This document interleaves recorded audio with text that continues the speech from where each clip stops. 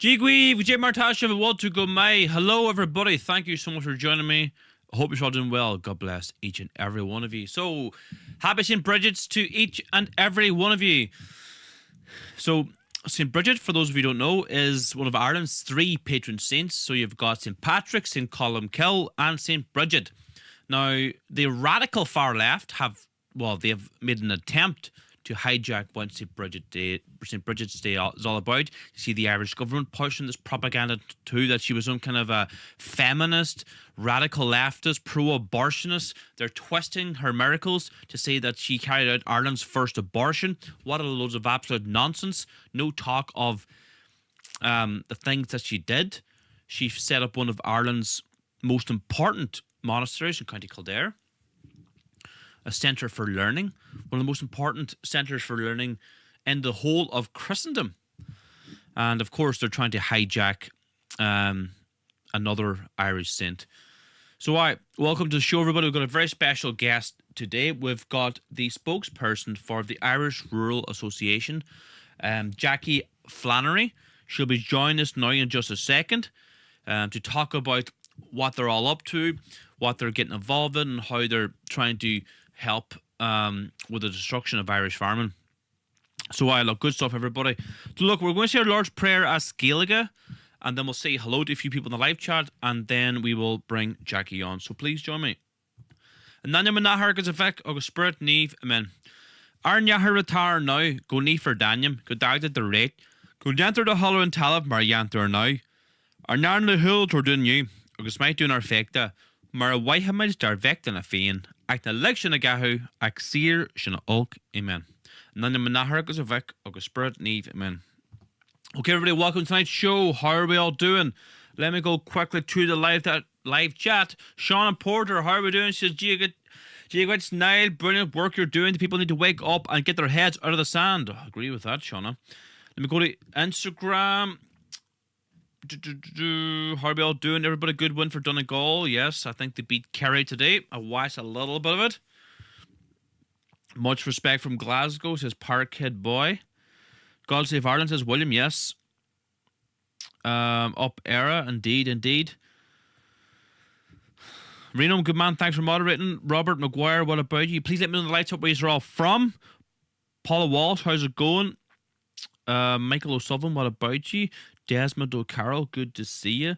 Good to see so many people in the live chat. Really appreciate it. Look, the very least you could do before we bring Jackie on, please share these live streams with all your friends and family. It costs you absolutely nothing to do so. So share in your Facebook groups, share in your WhatsApp groups, share in your Telegram groups. The very least you can do is share. It costs you absolutely nothing, right? Okay, look.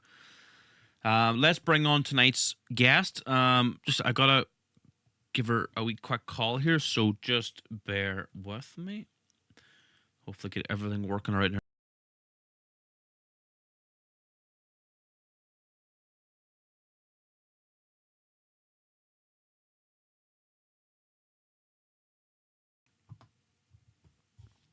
Hello, can you hear me, Jackie? Hello, Niall. How are you? I'm doing good. Just the audio levels here now. Can you hear me okay? Yes. Very good. So, a lot of my audience might know who you are or about your organization. So, you're the spokesperson for the Irish Rural Association. What do you do, and what do you get up to, and what are you trying to get involved in? Okay, so Irish Rural Association is a voluntary, independent lobby group, and we lobby and work on a lot of issues throughout the country, on rural issues, on agricultural issues, numerous to mention. We try to help people the best we can. We worked in relation to the turf cutters. We have taken on the farm plastic issue. We have dealt with many things. We have been in Greece to support the Greece farmers. A lot of practical stuff, a lot of simple stuff. They have a strong voice in Irish Rural Association because we're not affiliated to anybody. We're not an NGO. Like I said, we're independent. You're speaking to me tonight from the kitchen table, so to speak, and that's how we operate. We self-fund. We don't get funding from anywhere. We're our own people in that sense. Very good. Oh, I kicked my wee radiator there. Forgive me. So I'm, as you can tell, I'm in my back office here. I'm in the house as well. Not funded by any NGOs or any state government agencies. Look, so there's a lot happening now in Irish farming. I don't know where do we start here. So you're involved in a lot of stuff. I suppose maybe the scandal that's broke now is the head of Board Bia, who's supposed to be promoting Irish food, and keeping Irish food standards very, very high and promoting Irish food everywhere. He's actually, his company that he's involved with is importing Brazilian beef. What is going on there? Well, you see, this is it, Niall. And I mean, for many, many years, Brazilian beef has been coming into Ireland. For example, in 2017, over 1 million worth of Brazilian beef was imported into Ireland. And those figures are since 2014. So Brazilian beef has been in Ireland for a long, long time. But what we're actually looking at is a chairman of a board, our food safety board, that is quite clearly admitted to bringing in. Now, he has said 1%. Well, 1% of what?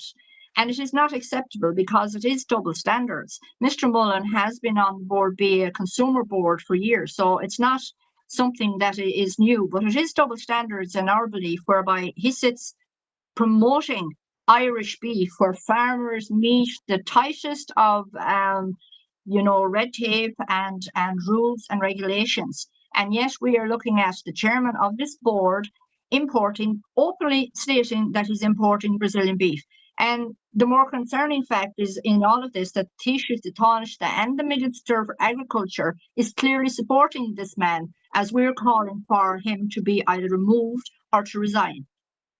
Yeah, and this person was put into this position by someone close to home here up in Donegal, Mr. Charlie McConnell Ogue, who was the Minister of Agriculture at the time. So, I'll just play devil's advocate here. What's the problem with this man importing Brazilian beef? Is this not good for the market? What is the big problem with him, selling on Brazilian beef through his company? Well, I mean, would you like to be put into a position where you're representing, like I said, a state board, you're sitting on a state board, i.e. Board Bia? Your business, there's nothing wrong with his business. His business is his business. But the simple fact of the matter is that he is importing Brazilian beef, which is now known and proven to be unhealthy, unsafe, untraceable.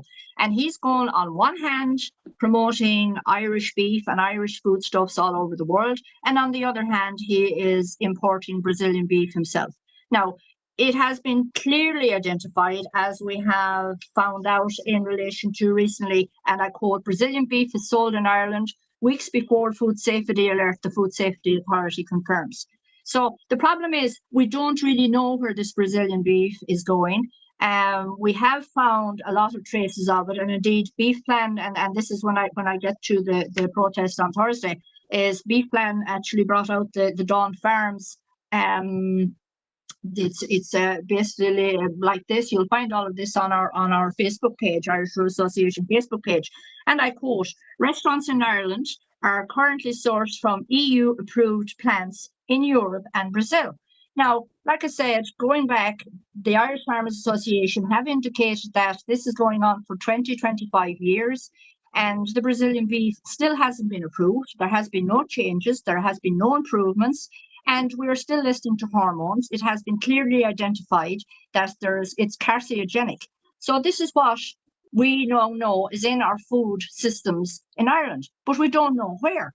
And the problem here is goes back to relating to the country of origin, where we have proven on the packaging, it says EU or non-EU meats. So we need to see a change in that going forward. We need to see legislation in that going forward to change, that it identifies exactly where the products are coming from. If it's EU, let's just say, for example, Spain, or if it's non-EU, let's just say it's Brazil or Paraguay or any of those, Argentina, any of those non-EU countries. So this is where I suppose you have the situation of the protest going on. The protest that's been organised on Thursday, I suppose, has really initiated from Beefplan and their general manager, where they got together, called around people to see would they be interested. And I suppose everybody was enthused by what happened on the 10th of January in that zone. And, at the end of the day, Niall, we have to take responsibility ourselves as farmers, as consumers, as communities. We need to get involved to make sure that our food is safe in what's going in and what's going out into the retailers and what we're actually importing into this country. So this group, as it was just quietly called farm associations and groups. And we had our first face-to-face meeting in Tullamore on the 27th. And as a result of that, the decision unanimously by, I think there was 9 or 10 groups there that night, farm organizations, groups, people that were involved in communities and stuff like that.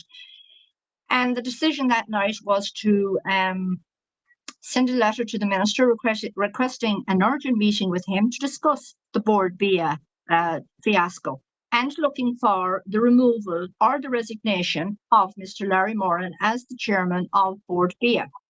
We did get an acknowledgement of that towards the weekend. We had a camera call on Thursday, and following that camera call, this is where it was decided to have a protest because Mr. Mullen is going in front of the Joint Agricultural Committee on Thursday. And again, like I said, this has been organised through BFLAN. And I would say that Nadine Webster, who is the general manager, has many more organisations and groups got since then that wanted to join, because it's very, very important. While you have the main farming organisation out there, it's very, very important that the smaller groups, the other groups, get involved as well. And we know that they're getting involved. And that's what's very, very important, because a clear message has got to go out to the Taoiseach, the Taoiseach, and the Minister for Agriculture. Because at the end of the day, as you said, Niall, the Minister for Agriculture, the previous Minister for Agriculture, was the one that appointed this man and appointed the state boards. And the problem is, the buck stops with the Minister for Agriculture. And the question has to be asked, if they're not going to remove them, and if he doesn't resign, what can people do then next? That's a very, very big question. But from the point of view of where we're starting, everybody is very, very angry. So, number one is the resignation or the removal of Larry Moran as the chairman of the board of Board Bia. Number two, the group also are seeking the removal or the resignation from the Board Bia board. However, there is a lot of work that has to be done in relation to that call. And those were 2 unanimous votes by those groups that have met. And when you're looking for resignations, and particularly in relation to the board, that means a lot of things, because you have a board there that are promoting the foodstuffs in Ireland. But you also have to look at the absolute cock-ups, and that's all I'll call them, of what's happening in relation to food labelling in this country. We see the Board Bia label, quality assured, and we have looked even this week at a product. Again, you'll find it on our page, and it's this. It's Irish herbs Thai style curry mix. So this has the Board Bia label on it. It has the Irish product on it. But down at the bottom, when you look at the origin, it says Kenya and Spain. Now, that has been recalled by Board Bia because it has the Board Bia stamp. And it's also gone into the Food Safety Authority. Just to interject there, if it's got the Board Bia stamp, does that supposed to mean that the food originates from Ireland, or is made or is Irish beef or Irish food?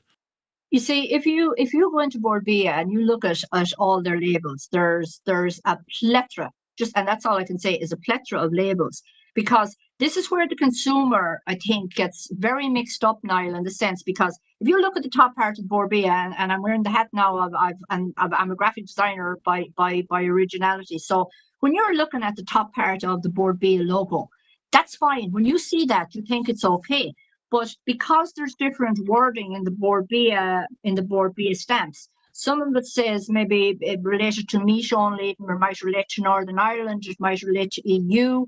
There's different wordings on the bottom part of the labels, which are at times when the consumer is rushing to do the shopping, or they see the little top part of the Board Bia, the little the queue, the all that, but they don't see, it's not clear enough. And that's where it's causing the problems. And we've seen that on several occasions, and not alone on the Board Bia logos, but we've seen it in ordinary other products as well, where we take an example of this, which is Irish tomatoes on the vine from Tesco.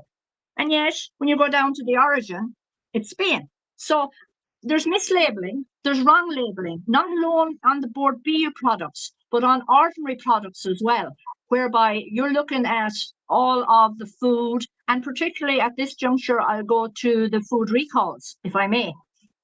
where last June, July, and August, and particularly in July, there was several food recalls. And the main problem with the food recalls was listeria was found. The majority of the products were these easy dinners, these pre-prepared dinners. But to this date, Niall, nobody has come out and told us where and how this happened, why it happened, who was responsible. Irish Rural Association and a man by the name of Dennis O'Callaghan visited the Food Safety Authority on the 4th of September 2025. And we put our issues on the table and we said, how does this process work? And the process works if Niall has a shop or Niall is a retailer and Niall comes along or a customer comes along and say, well, look, there's something wrong with this. I'm after finding something wrong with it. It's up to Niall to contact the Food Safety Authority and say, well, I have a batch of stuff here. And, one of us was looking at the other and saying, is this for real? Like, is this really how it's done? And it is. So that means that that product has to be removed, not alone from Niall's shop, but every other shop in Ireland. So that leaves another question. And the other question is, well, when all of this stuff is gathered up and it's classed as waste, where is it disposed of? And it has to be disposed of properly in an animal centre where it is, that's the legal part of it. So we left the Food Safety Authority that day very concerned, and we told them that there was going to be 4 or 5 things done from a perspective of Irish Rural Association. So we told them that we were going to do a video outside their premises. We've done that. We told them that we were going to Dáil Éireann to speak to TDs. We've done that. We told them that we were going to get it into the Joint Agriculture Committee. That is on the way. I believe it would have happened only for the fiasco now that's after happening. We told them that we would get parliamentary questions. We've done that. And we finally have said that we will bring this to Europe. That's been worked on. And what's happening here now will augment that. So this is where the two things have actually happened, where we as an organisation, a lobby group, brought all of this stuff. And I've only a small bit of samples here with me, Niall. But this is as a result of, it's a steps of the stairs situation. But it's no longer acceptable that people of Ireland have to wonder, is my food safe? Is my meat safe? Is my chicken safe? So that's the reason why people have got together outside the main farming organisation and decided to protest, particularly when this man is going into the Joint Agriculture Committee. We're saying he has to go. And very clearly, he has to go. That is the very, very clear message from the people. So that's what's happening this Thursday on the 5th of February, where we're calling on people to come and meet up and start at Buzzwells at 10 a.m. as they go in. I think it's 12:30 they're going in, to give a strong voice and a clear message that we don't want this man anymore. We haven't confidence in him as the chair of the board because what has been shown. We haven't confidence in Board Bia because our farmers are breaking their backsides to produce the top quality product that has been exported and recognised all over the world. And that's the problem. People do not care in state bodies what's happening to farmers. They're walking all over them. They're controlling them. Farmers are working, they're pinned to the collar 24 hours a day, 365 to produce the prime products in this country that's exported. We want safe food in Ireland, not this crap that's hormone filled, has been proven to be carcinogenic. And it's as simple as that now.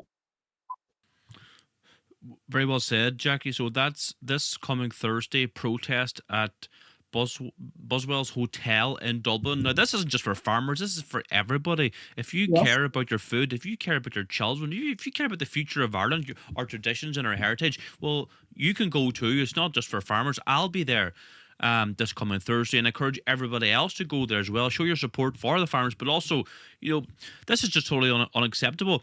I was going to ask you a question. So, say to the average Irish man or woman who's maybe doing the shopping, and they want to just buy Irish beef, like, does it have to be labelled? I know you were chatting about labelling there. Like, how do they find out exactly where the origins is? Because I saw some posts where, you might look at a piece of beef and think, oh, that's an Irish name. It's an Irish family-run business. But when you look at the origin, it might say, like, Brazilian beef origin at the back. What's your advice? Yeah, you see, the if you look at particularly the Aldis and the Lidls of this world, they have what seems to be a family business name on it, but it's not actually a family business. But realistically, there is a small label at the back, and it is, like I said, it's a very, very small label where it indicates IRL, EU, or whatever. People aren't looking for that. You know, at the end of the day, if people can really afford and they want their meat or their mince or the whatever, we really are saying support your local butcher if you can. Ask where the product is coming from. I mean, and this is where the whole mishmash over labeling is and packaging is. There's a big piece of work, Niall, to be sorted out in this. And I mean, this goes way further than the Larry Mullen saga. That's only one piece of work that actually has to be done. He has to go. That's number one. But all of this labeling has to be readdressed. So what we're really advising is if people can go to your local butcher. I mean, there's some fine places in Dublin. I've seen them advertised there on Facebook recently, and they're promoting the Irish products, and they're telling you they have their own abattoir and they're killing at home and they're producing them home and curing them at home, their own farm. And this is what we need to support. Because at the end of the day, that's the domino effect. If those Irish butchers go, we're lost. We're lost, and it's Yeah. import, import, import.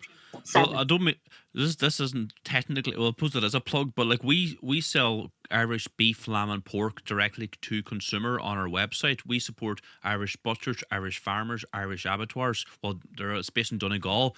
So like, but go to your local butcher. You don't need to buy from our shop, but go to your local butcher. Support your local butchers because they're going out of business. They're being tightened and tightened. They're being squeezed all the time.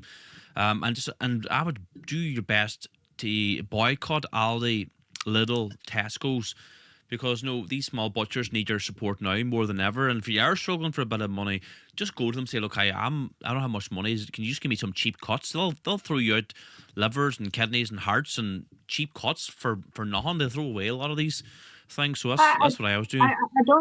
I don't just want to clarify now. We're not calling to boycott any place. What we are advising Sorry, I consumers, am. Sorry, gone ahead. uh, what we are advising consumers is to actually just check the label, and particularly if you see the word non-EU, put it back, put it back, and that goes for beef, chicken. And there's a certain amount of vegetables. I mean, we do have to rethink things here in Ireland. I mean, like I said, I was in Greece visiting the Greek farmers when they're protesting in Comatini and a few of the camps, and they brought me to their markets. And one of the markets was, oh, it was quite long, and it had all of their produce, all of their vegetables, all fresh. And I mean, I was in awe at what I was looking at. And it reminded me years ago when I was a kid that where mom and dad used to go to town, and while, okay, we used to be self sufficient here in our own farm and we had our own bits and pieces and we grow our own vegetables. But that's what we need to go back to. We need to support our tillage farmers. We need to support our grain growers. And speaking of grain, there is also thousands of tons. I stand to be corrected if it's, I don't know whether it's 750,000, but there's quite a large importation of Mercosur grain in this country as well. I was quite shocked to hear that. So we need to go back to the drawing board. And farmers, we've always been saying farmers need to cut their cloth to their means because we still have to face the CAP 27. But we need to support the tillage. We need to support the grain growers. We don't have a teaspoon of flour in this country. The only mill that's left is now for basically packing imported flour. So Unbelievable. it is unbelievable, Niall. And I mean, a lot of people aren't aware of this because, it has to be, we have to educate, we have to inform, but we have to support our local producers. We have to support our local produce. But like, Irish farmers are, they're at the pin of their collar here. yeah, but it sounds like you're nail on the head there. It sounds like a conspiracy. Like when we had when my father's time, like when there was basically no technology, none of this high tech farming gadgets and whatnot machinery. Like you said, we were self sustainable. My father used to tell me, "Geez, when I was a young boy, all these fields where we were growing our own crops, we grow nothing now." And you're talking about we don't produce any flour, but we were importing potatoes from Brazil. Even it's unthinkable. Why are they like The, there seem the there seems figures, like they're hollowing out Ireland altogether, and we're not self-sustainable. Remember during the COVID pandemic, they were talking about, oh, we need to be self-sustainable. Well, Ireland isn't self-sustainable. We're relying on importing food into Ireland. It's unbelievable. Niall, the simple fact of the matter is, at this point in time, Ireland is not food secure. What food safety is the big issue here on what's happening here in the next couple of days, and in relation to Mr. Moran and his importation of, and I don't care whether it's 1% or 21% or 101%. It's not acceptable, because we don't know what food chain it's gone into. We don't know whether it's gone into school kids' meals, hospital meals, or anywhere else. We want to know where this unsafe thing has gone. But and that's the frustration. While farmers go out every day to meet all of this criteria. And I mean, the questions, there's two questions, right, that is very simple that I have to ask in this context. And it's very simple and it's very factual. Can Larry Moran prove that his 1% or whatever percentage that's coming in and that he's importing, his company is importing into Ireland, is that traceable? And is it safe to eat? And is it hormone free? Because the Irish farmers can and have full traceability for their beef products. And the second question I'd like to pose, we'd like to know, for example, what processors or factories are actively importing Brazilian beef and South American beef? And are any of those, or have any of those processors sat on the Board B board, or are sitting on the Board B board? Yeah, good questions. There are not lot of questions now that have to be asked that we want answers to. And have you heard anything or inklings, or like, is it possible that these things are true? Like, what did you say there, that some of these people, the processors, maybe, I don't know, certain big oligarchs and the beef barons, are they sitting on boards? Yes, there is inkling. There is inkling. I mean, you have ABP. Is it ABP on the board? Hang on a second. Now we get it right. Is that Larry Goodman? Is it? No, you have a gentleman by the name of Mr. Kevin Cahill, managing director of ABP Ireland and Poland, sitting on the board. You have people there. I mean, this is more leaning towards the Board B board is leaning more towards the processors than it is the farmers. There needs to be more representation of Irish farmers on that board. And there seem to have an attitude at government level, and this goes for all state boards, that we are not qualified to sit on boards, that we have to have a degree and we have to have a PhD and we have to be knowledgeable in all of this stuff. I mean, personally, Niall, what really is irritating me, and you just touched on it there about, your dad and the green fields and we were growing food and all the rest of it. Yes, we're gone a little bit too technological and too genetic. I'm personally a firm believer that, we're interfering too much with our nature, with the nature of animals, with our land. There's a little bit too much of that, and it is upsetting the apple carts, but it's causing farmers a lot of problems. I mean, as I said to you, just one item, and I know it irritates a lot of farmers. And one question is, can you show where, for example, that you dosed your cat or your dog, and you have to have your receipt, and you might have to have the box with the tablet in it? What's that got to do with beef? Do you know? Yeah, government overreach. Yes, afraid so. Look, you're making a lot of sense there, and I could probably speak to you for another hour. So there's protests this Thursday, 10:30 p.m. in Dublin outside. What's the hotel again? Sorry. We're meeting up. We're gathering at Buzzwells and just tipping across the road, as the saying goes. But we're inviting everybody, as you say, farmers, consumers, people that have an interest in safe food in this Ireland. And, people that want to give a clear message of supporting us into the Joint Agricultural Committee, into government, that we're not accepting. And we're not, Niall. I mean, I can clearly say that people are so angry. And this group of people, the Farm Association and groups, they're angry. And it's not going to stop at Thursday, I think. I mean, and it can't. We can't. No, very good, very good. Is there anything else now you want to point out or highlight now before we go? I think we've covered a bit of it. I think the most important thing is to just get out there about the protest on Thursday. The people that started it, the people that are there involved, and that it's building on, and that we just want support.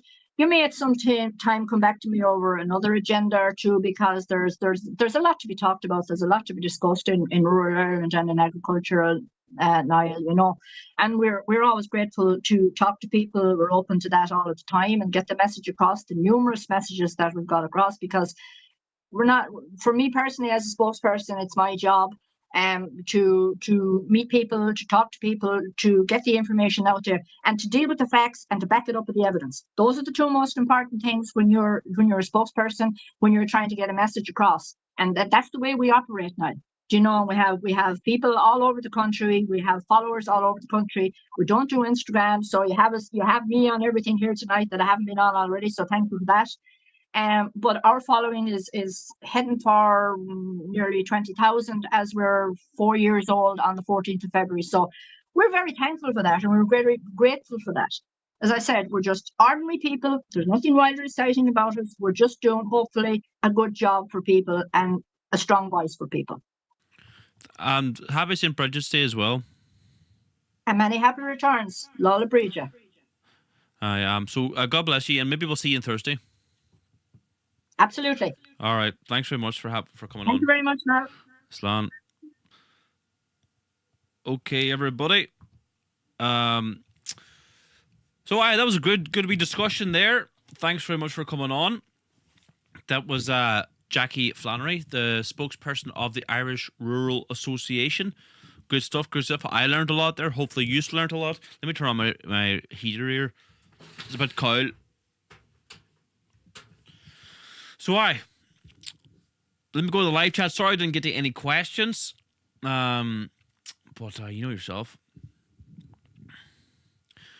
I'm here in America and I see this looks like from Ireland. We are praying for you and please pray for us. Yep, you're going through tough times as well out there. Gotta go, catch you soon, says Abel. Good to see you. Thanks for joining us.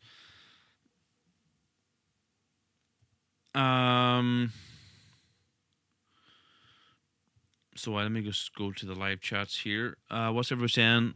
Okay, the YouTube live chat's doing well. Sean Mack, thanks for moderating. Reno says, great interview. I was great. I really enjoyed listening to Jackie. Hope you're doing well, Reno. Palm oil is bad. It is indeed. Don't eat that stuff.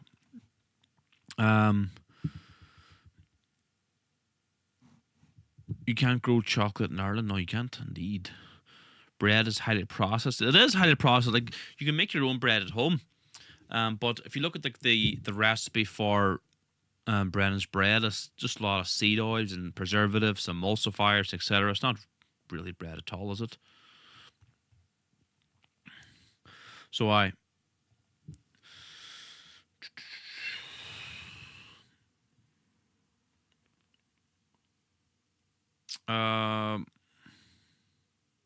just going through some of the comments here. Small government is a good thing, says Kyle. Yeah, so look, let me bring up something here. So we were talking about the farming industry and trying to get Irish beef. Well, we've got you covered, because where is this page here now? Let me see here now. Sorry, it's messing about with all these different pages up everywhere. I don't mind close a few of them.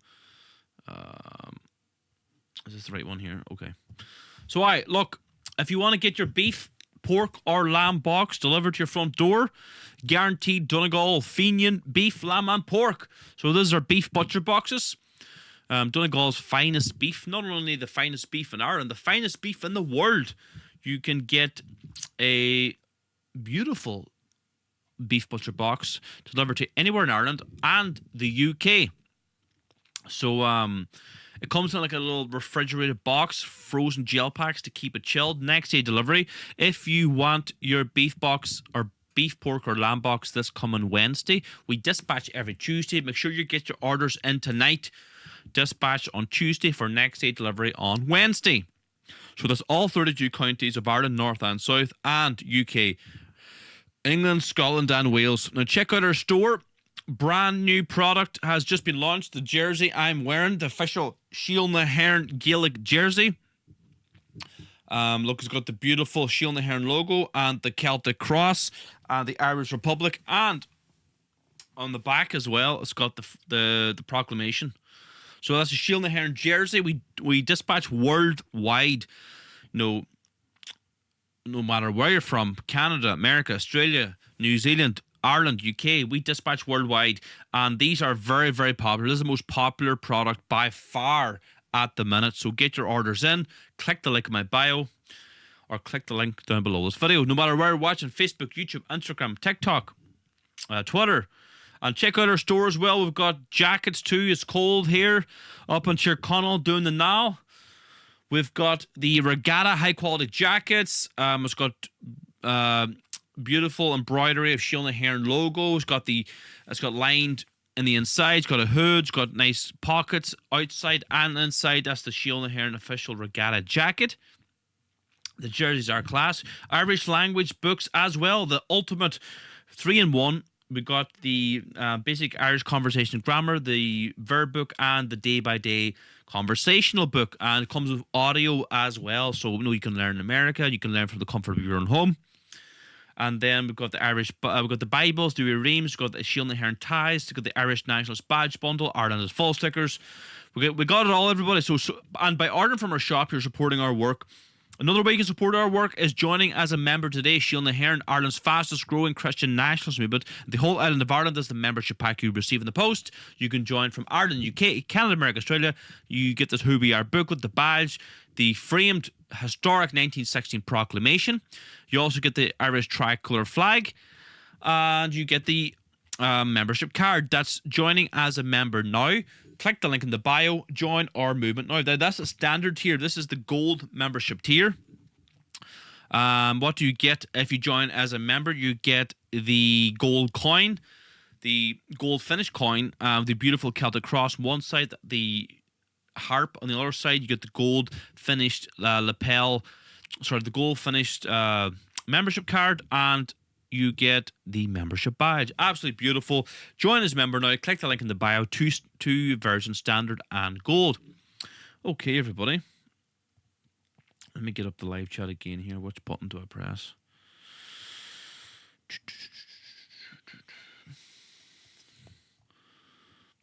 So I'm going to go here quickly to the live chat.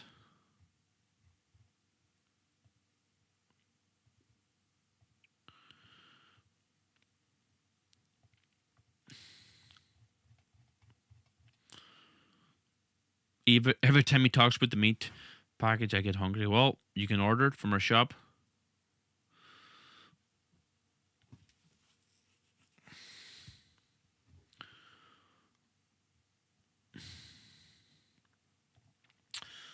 How's everybody doing on Instagram? Good to see you all. Facebook, good to see you all there. YouTube, Tangent, good to see you. Michael, what about you? Aaron Brown, how you doing? So it's good to see so many people in the live chat. Thanks so much for joining. We'll play a few clips here before we head off. We've got 2 or 3 clips here, right? So let me play them, right? So look, we're still campaigning to stop this mega mosque in Letterkenny, County Donegal. Let me see here, play this clip here, though. I have to change my audio settings. Hold on a minute, actually, because I always have to change them when I do a video call. That one there should work. Okay. So I'll just play this clip here. Now, I've just got a haircut, so my hair's a bit longer there, in case you are wondering. Hello everybody, I'm just in Aughinish Abbey here, Letterkenny, County Donegal. We're just campaigning to stop the 4th mosque here in Letterkenny. Just over there, a stone throw away, is full planning approval for a mega mosque in Letterkenny, County Donegal. We're handing out leaflets, we're handing out flyers. We're trying to raise awareness about what's happening to our wonderful Ireland. Ireland, a Christian country. And I'm walking on the footsteps of our ancestors, the land of saints and scholars. This is an ancient abbey here, going back to the time of St. Columkill, Ireland's patron saint. And on the ground where this proposed mosque is, there's a holy well on the site dedicated to Ireland's patron saint, St. Columkill. There's 3 patron saints in Ireland: St. Columkill, St. Bridget, and St. Patrick. Columkill is one of those saints. And Ireland has been Islamified before our eyes. And we're doing everything we can. We're talking to the people on the streets. We're having good interactions, having some bad interactions, but we must keep moving forward. We're going door to door, trying to raise awareness, because the people of Donegal, the people of Ireland, the people of the world don't actually know what's happening. So that's why I'm asking for your support. There's a petition in below this video or in my bio, no matter where you're watching this video, Facebook, YouTube, Twitter, Instagram, no matter where you're watching or no matter where you are in the world, please sign the petition. So you can actually sign the petition if you're watching the show right now. Click the link in the bio. You'll see a link there, Stop the Mosque in Letterkenny. Sign the petition, share it with all your friends and family. We're doing this petition, trying to raise awareness, trying to put pressure on the Irish regime to stop this, to intervene, to stop it. And we need people power. We need people, putting pressure on the Irish government to stop it. So sign the petition, share it everywhere. It costs you absolutely nothing to do so. We're doing everything we can to stop it here. And unfortunately, the Irish politicians, there's not a word from them. And as I show you here, this beautiful ancient abbey in Aughinish, Letterkenny. Now, if you like my shirt, this is our official Shield na Hern Gaelic jersey. It's available to order now. We dispatch worldwide. Link is in the bio to order from our shop. Please share these videos with your friends and family. My name is Niall McConnell from Castlefin, County Donegal. Slán agus Bannacht, Aaron go bra. So let's stop this mega mosque. Link in the bio to sign the petition, share it everywhere. We need to raise awareness, we need to put pressure on the regime to stop this. It's on the grounds of a holy well dedicated to St. Columkill. You could make it up, could you? So Johnny Goodman says, support Niall, join Shield na Hern, support the hardest working patriot in the 26 counties. I do my best. We do our best. Like, we do have teams up and down the country, for example, distributing our newspaper. We are very busy. We're active nearly every single day of the week, on the ground, on the streets. We're doing our best. We're hoping it might convince more people to do so. We need people doing this in every single town, village and city in Ireland.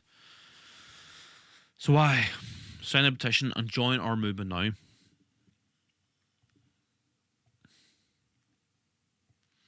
Now, this is a conversation I had with 2 Ukrainians living in Ireland. Please let me know in the live chat what you think of this. So how many times have you went back to Ukraine since you were in Ireland? Both of you? I was in Ukraine just 2 times. First time it's because it was Christmas holidays. And yeah, I know. But hold on, like, just to stop right there. You're supposed to be fleeing war and you're going back home for Christmas. Yeah, because you need to understand that here, I don't have here nobody. I understand. He's like, you need to understand, Irishman. You need to understand. Understand that? Yeah, my whole family, my whole friends live in Ukraine. And I was in Ukraine last time when I was in Ukraine, it was 4 months early. Ago. You went back to Ukraine 4 months ago? Yeah. Why? Because my brother was in Ukraine all time. When start war, my brother was in Ukraine, my family was in Ukraine. So 4 months ago you went back to Ukraine? Is that what you're saying? Yeah. But is that not a bit... I live here, I live in Dublin 2 years. After I go in Ukraine, because I had problem with my document, with my passport, with my army document. Как это называется? I don't know how to say in English. Military documents. Oh, military documents? Yeah. Okay. And I and I need change all this because if I renew it. Oh, renew it. Yeah, okay. Yeah. So you went back to Ukraine? Yeah. 4 months ago? I did all my question. I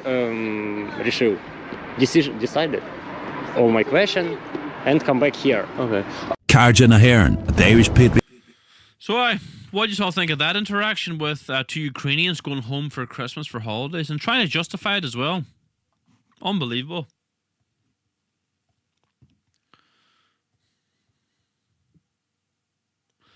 Most of Ukraine is safe, just another scam.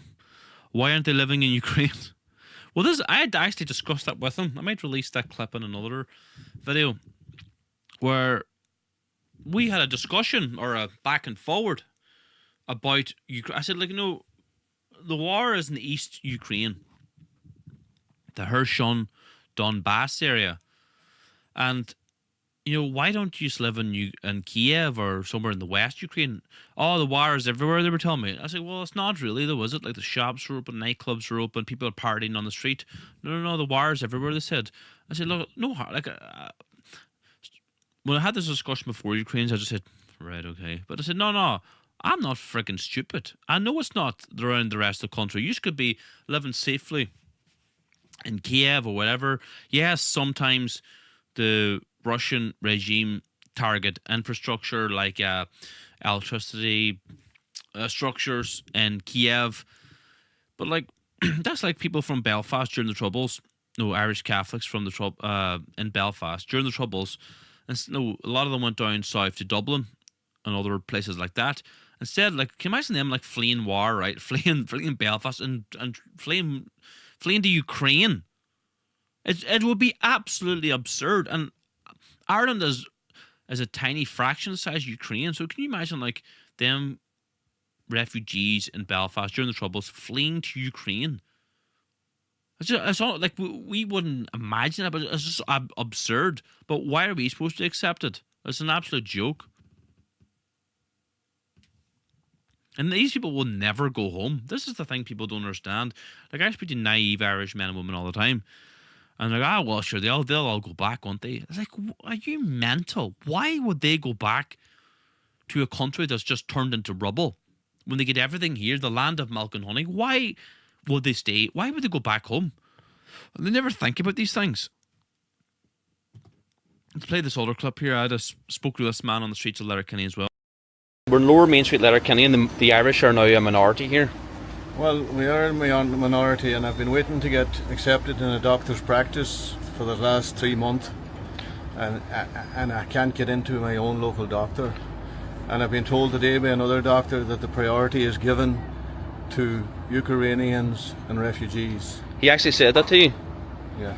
Wow. And how do you feel that as an Irishman? I'm sure you worked your whole life, your ancestors are from here. Well, you see, I've been away my whole life and I've returned to Ireland, like, you know.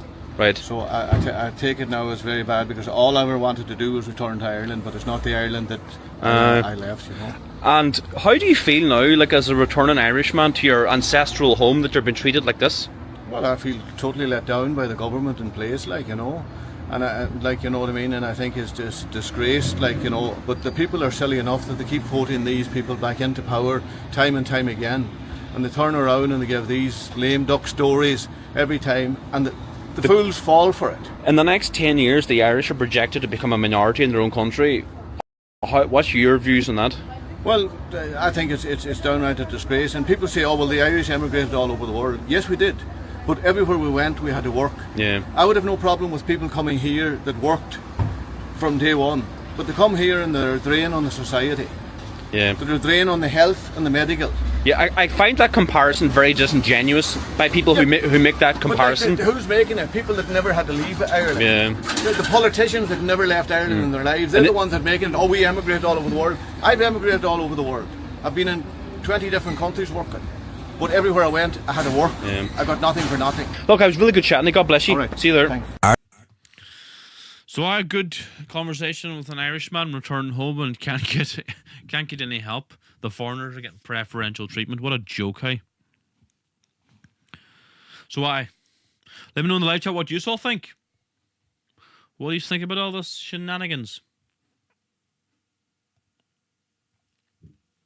Let me go to the live chat here in a second. Before I do, if you want to get your beef, pork, or lamb boxes delivered to your front door this coming Wednesday, make sure you get your orders in tonight. Beef, lamb, and pork, Donegal's finest Fenian Donegal beef, lamb, and pork, non-halal, guaranteed Irish, definitely not Brazilian. So click the link in our bio, click the link below, and go to the shop, go to the butcher box, and get your orders in now.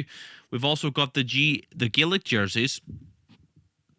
And these are the most popular product at the minute. We dispatch worldwide. The butcher boxes are for Ireland and UK only. So Ireland, North and South, all 32 countries, and England, Scotland, Wales. And everything else on the shop is dispatched worldwide.